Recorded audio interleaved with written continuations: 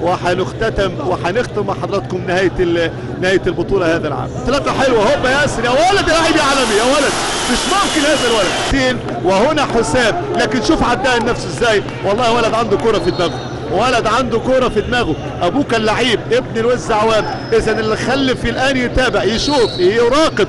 امر طبيعي طبعا، الجمهور زعلان اكيد، الزمالك لم يحقق اللقب السنه دي.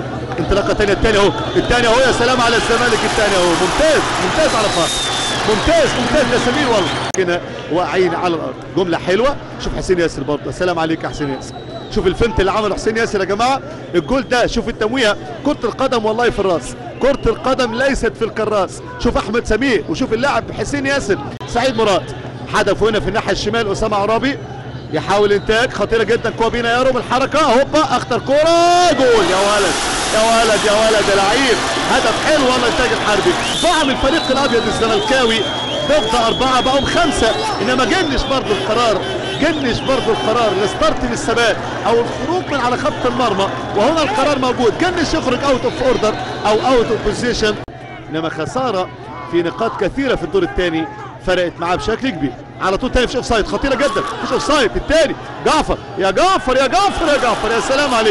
يا سلام عليك يا احمد يا جعفر، انما هدف ايه؟